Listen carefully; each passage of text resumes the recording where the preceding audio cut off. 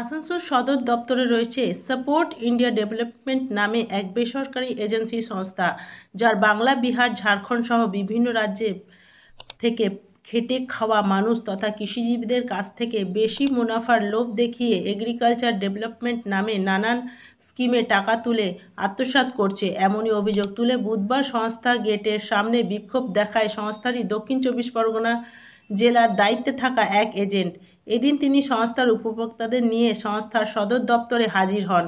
তিনি বলেন, এই বেসরকারি সংস্থা প্রথমে উপভোক্তাদের কাছ থেকে 875 টাকা দিয়ে আইডি করিয়ে প্রতি মাসে 350 টাকা করে জমা দিতে বলে, যার বদলে 3 মাস অন্তর 3000 টাকা করে ফেরত দেওয়া হবে। কিন্তু সংস্থার টাকা ফেরতের নামে উপভোক্তাদের ভুয়ো চেক প্রদান করে পরপর 3 বার। এরপরেই উপভোক্তারা এদিন তাদের টাকা ফেরতের দাবিতে সংস্থার গেটের বিক্ষোভ প্রদর্শন করে এবং তাদের টাকা ফেরত চায়। Green Asansol, clean Asansol. 875 টাকা রেজিস্ট্রেশন ছিল আর আপনার 350 টাকা করে জমা ছিল এনএসটির 3 বার। এবং এনএসটির এনি কালাম ভাই বর্ধমান থেকে এসছেন। হ্যাঁ, প্রচুর টাকা এরকমভাবে আমাদের গেছে।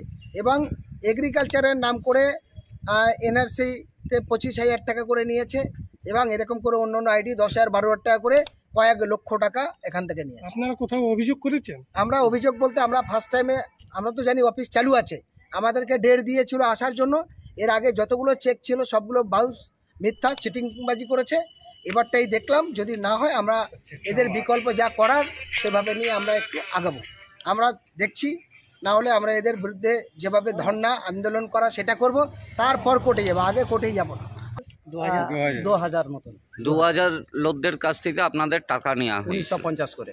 1950 করে। এটা কি প্রত্যেক মাসে আপনাদের নেওয়া হতো? প্রথম জয়েনিং নিয়েছিল মানে 875 আর 350 করে 3 মাস নিয়েছিল 1050। এই 1050 আর 875 এই টোটাল।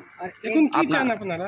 আমরা চাই যে আমাদের সেই গরিব অসহায় মানুষদের টাকাগুলো মূল টাকাটা চাই আমরা। মূল টাকা, আসল লাভ চাচ্ছি না, যেটা দিয়েছে আসল। না হলে আপনারা কি করবেন? না হলে আমরা সেটা আপনাদের মাধ্যম দিয়ে বলছি, আইনত ব্যবস্থা যেটা করলে হয় এবং আপনাদের সহযোগিতা নিয়ে সেই ব্যবস্থা করব।